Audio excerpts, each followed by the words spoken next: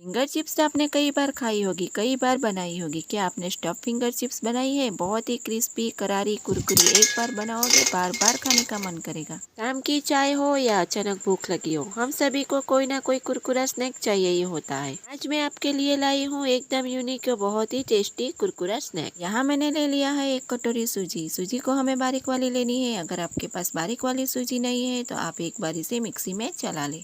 यहाँ हमने ले लिया है एक पैन, उसी में डालेंगे 1.5 कप पानी। इसमें डाल देंगे 1 चम्मच भर के ऑयल, स्वाद अनुसार नमक, 1 चम्मच भर के चिली फ्लेक्स और आधा चम्मच हल्दी पाउडर। हल्दी पाउडर अब जरूर डालें, इससे नाश्ते का कलर अच्छा आता है।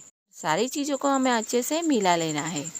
हमें पानी का मेजरमेंट का बहुत ही ध्यान रखना है। हमने 1 कटोरी सूजी लिया है तो 1.5 कटोरी पानी लेंगे। पानी ज़्यादा हो गया तो सूजी हमारी गीली हो जाएगी और नाश्ता हमारा अच्छे से नहीं बन पाएगा। हाँ, हमें पानी के उबलने तक वेट करना है। जैसे ही पानी में एक उबाल आ जाएगा, गैस की फ्लेम को हमें लो कर देना है और सूजी को हमें धीरे धीरे पानी में डाल देना है। इसे हमें लगातार चलाते रहना है ताकि उसमें गांठें गुठलियाँ नहीं आए। हमें तब तक चलाना है जब तक हमारी सूजी डो के फॉर्म में नहीं आ जाए।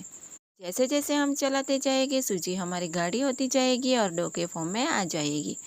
अगर आपको ये मेरी रेसिपी पसंद आती है तो चैनल को सब्सक्राइब करें ताकि मैं आसान सी रेसिपी आप लोगों के लिए लाती रहूँगी।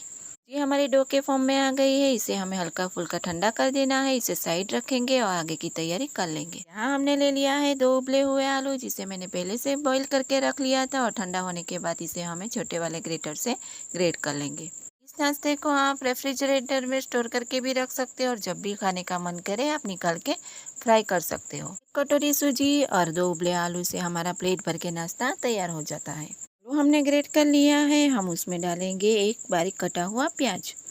में डाल देंगे बारीक कटी हुई हरी मिर्च, बारीक कटा हुआ हरा धनिया, स्वाद अनुसार नमक, 1 चम्मच भर के चिली फ्लेक्स। शेडिंग के लिए हमें ले लेना है 2 चम्मच भर के कॉर्नफ्लोर।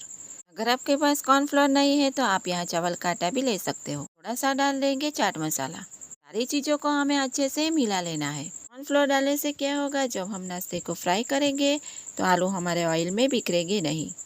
और यहाँ हमारी आलू की चटपटी से स्टफिंग बनके रेडी हो गई है। यहाँ हमें सूजी को ठंडा करने के लिए रखा था, उसे ले लेंगे और अच्छे से हमें उसे मसल लेना है। सूजी को हमें बहुत ज़्यादा ठंडा नहीं करना है, हल्का फुल्का ठंडा हो जाएगा तो हम उसे ले लेंगे। और अगर सूजी का डो हाथों में चिपक रहा है तो हम हाथों में थोड़ा सा ऑयल लगा लेंगे और उसे अच्छे से चिकना कर लेंगे। शाम की छोटी मोटी भूख के लिए हमें कुछ खाने के लिए चाहिए तो ऐसे में ये नाश्ता बहुत ही बेस्ट है।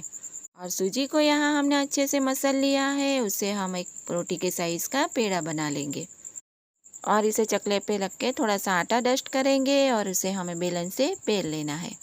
बेलते समय हमें ध्यान रखना है कि हमें इसे हल्के हाथों से ही बेलना है। प्रेशर देके बेलेंगे तो सूजी हमारी फट जाएगी। थोड़ा थोड़ा आटा डस्ट करेंगे और बेलते जाएंगे। इसे हमें बहुत मोटा भी नहीं बेलना है और ना ही बहुत पतला। और यहाँ हमें गोल शेप में बना के तैयार करना है। जैसे हम रोटी बनाते हैं उसी तरह से हमें बेल के तैयार करना है।